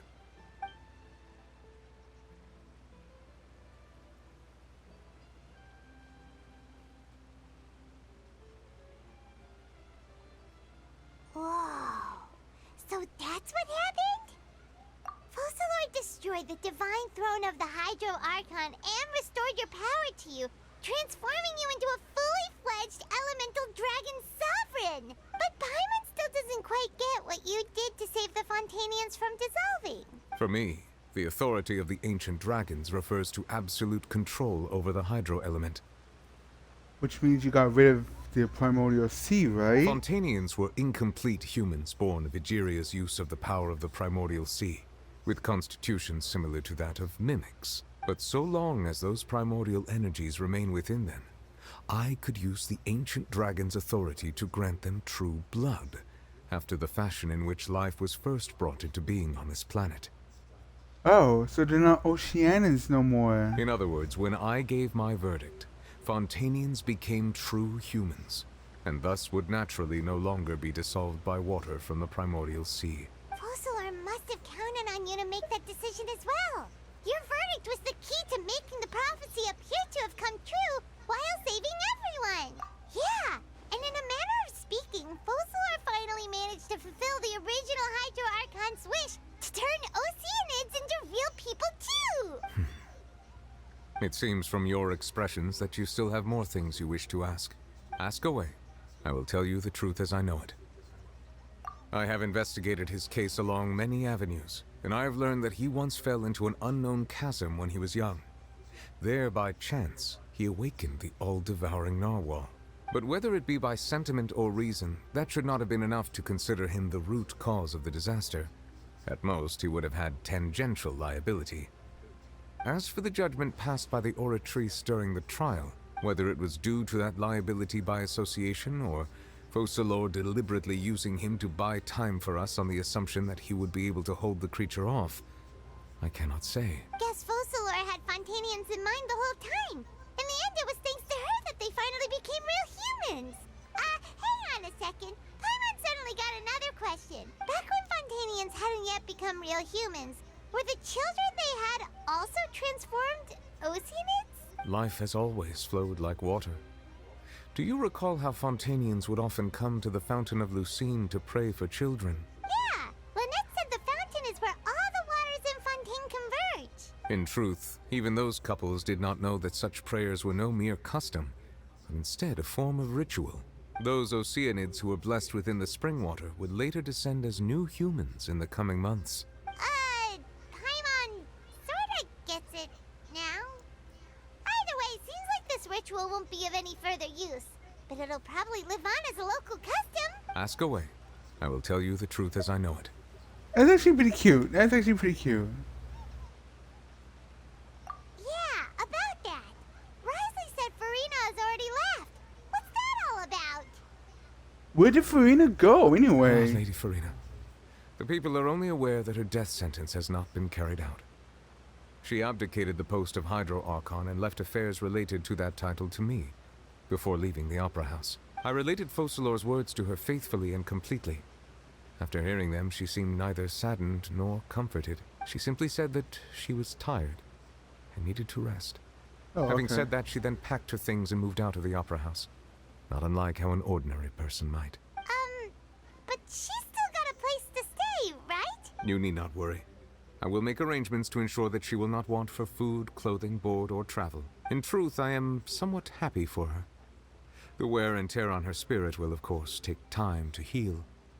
But now that she no longer has to play the role of Focalor the Hydro Archon, she can finally lay down her burdens and lead a normal life. What about you then? What are your plans now that you've regained your full powers as the Hydro Dragon?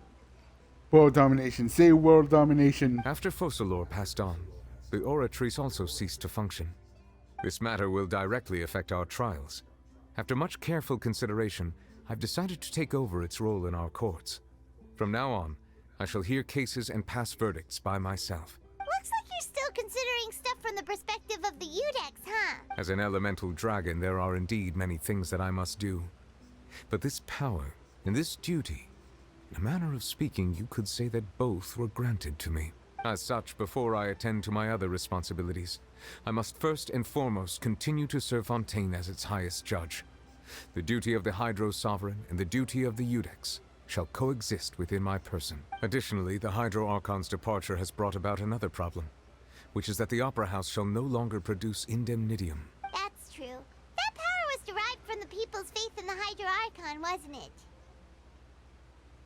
Wait, but the various mechs and machines in the city are all still okay. Where are they getting their energy from?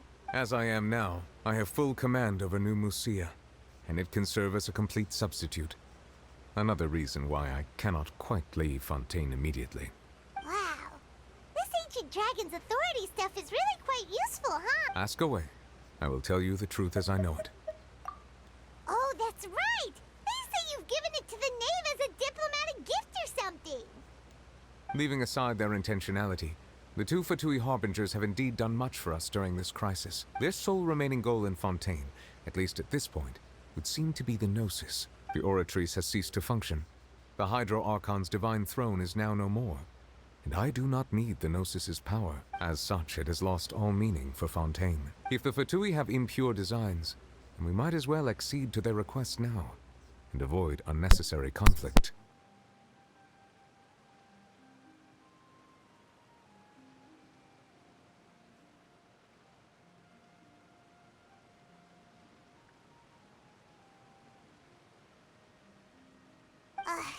What complicated considerations?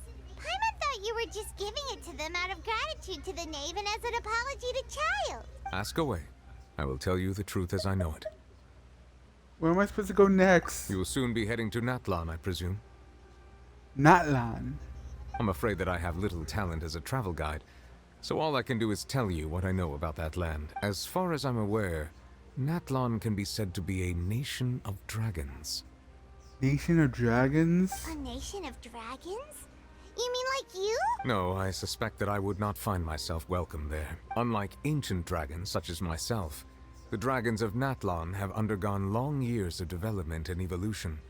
Large numbers of them have entered a form of coexistence with humanity. Natlan is also the nation of war. War ravages those lands like an undying flame. There is one other piece of information I got incidentally from my negotiations with the knave that I believe may be useful to you. The harbinger known as the Captain has thrown his hat into the endless ring of war. The captain. Sounds sounds like a real tough customer. Seriously, everywhere you look, there's a Fatui Harbinger doing their thing.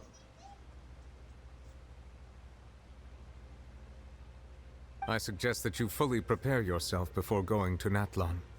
In the meantime, Fontaine's doors will always be open to you.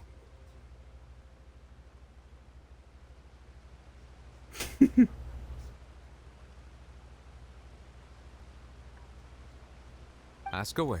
I will tell you the truth as I know it. Hang on a sec. Paimon's still got a question about the Gnosis. When we spoke to Lenny earlier, he mentioned that your attitude towards giving away the Gnosis had clearly changed. We guessed that there might be some reason for it that only you were aware of. No wonder the House of the Hearth is the Fatui's intelligence division. They are certainly sharp. So regarding this specific issue, I was just getting ready to share something with you. What is it? In truth, I exchanged some further words with that lady named Skirk after sending you two back to the surface. It went something like this.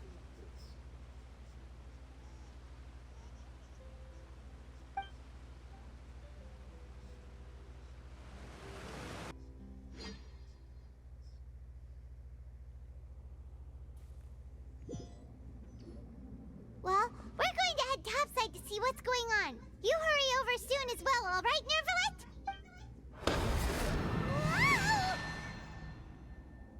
Cool, you just tapped a cane and we left. What next? The all-devouring narwhal isn't here, so I'm no longer getting any interference. I can finally catch the scent of your power, what it's made of. It is the authority of the planet's primordial dragons, but with something very similar to a god's curse mixed in. It's quite a novel blend. I'm sure I've encountered something like this before. What was it again? I do not know what you speak of. Ah, of course. How could I forget? You should have the remains of the third descender on your person, yes? Remains? I've never heard of any such thing. Huh. According to your parlance, I believe it may be called a gnosis. Well, that much is true. After Focalor's divinity faded, she handed her gnosis to me, but I fear I have never heard of it described in the manner that you just did. I've been training with my master, the Foul, ever since I was young, and I have never returned to the surface since. So most of the information I possess, I got from him. It is only natural for those who are greater than humanity to possess a different sort of common sense, which is why there are so many problems in our attempts to communicate with humans. Regardless, you should probably get rid of objects of misfortune to prevent any disasters from befalling you. To live in itself is a blessing.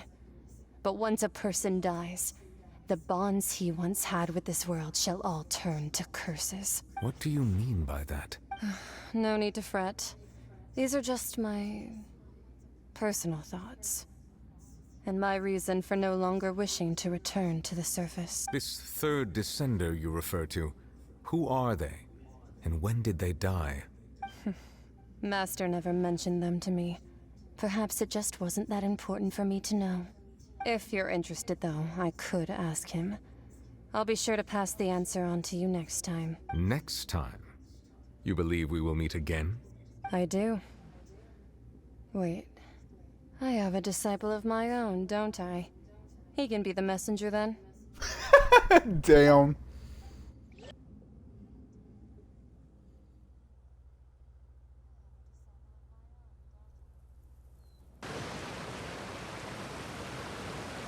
That's what she told me. Whether it would prove useful or not, I wanted to pass that information on to you. The remains of the third descender? So that's what the Gnosis actually are. Paimon just thought they looked like chess pieces. How could they be a person's remains? All the same, assuming that there was no misunderstanding or special metaphor at play, that is what she meant to say. And she said that it would bring misfortune and that you should check it, which is why you gave it to the Fatui. If she speaks the truth, then I would simply be putting Fontaine at unnecessary risk by keeping it here.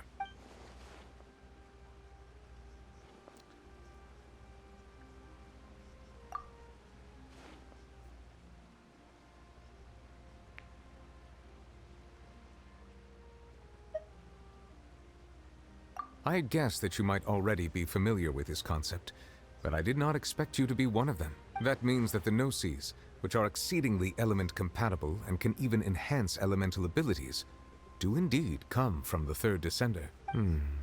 I wonder, does your body also possess similar properties?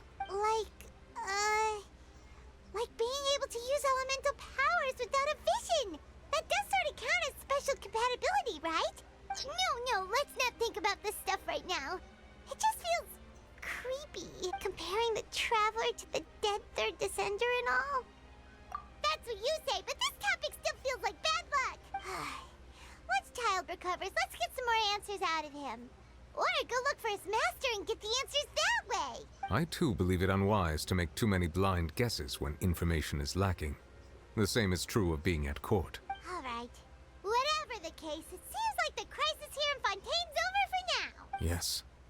All of Focalor's efforts were for this moment as well. But she sacrificed herself in the end as a god, and she suffered through all those years as a human. Was that really what she wanted? I suppose that would be the mystery of a god's will. I suspect not. But once in a while, I too would guess that if wishes were like the clouds in the sky, they will one day return to the earth as raindrops. Life flows like water, and rain is the final answer. The water levels may sometimes tilt one way or another, but the rain falls fairly upon all. And what, ultimately, is the difference between the rains that fall upon all of us?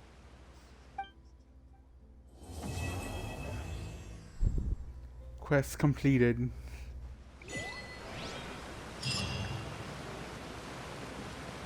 Finale.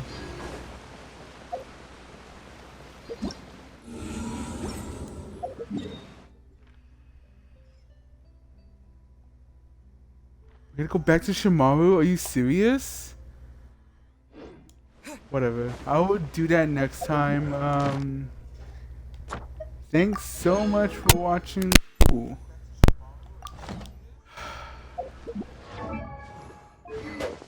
No.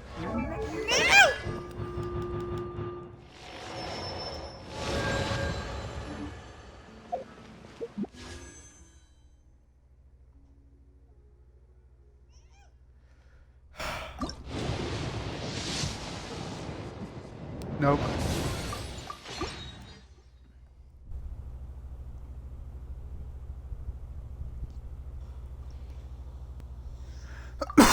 Soon. Okay, I'm end the stream right. Fucking hell. Wait a minute. Does that mean whose? Oh. Oh.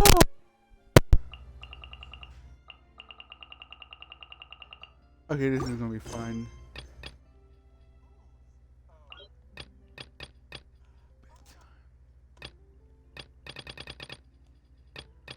I will catch you guys next time. Yeah, I'm gonna end the stream right here. Thanks so much for watching. I will catch you guys. Wait, what kind of? No, I don't have enough. And I will catch you guys next time. See ya.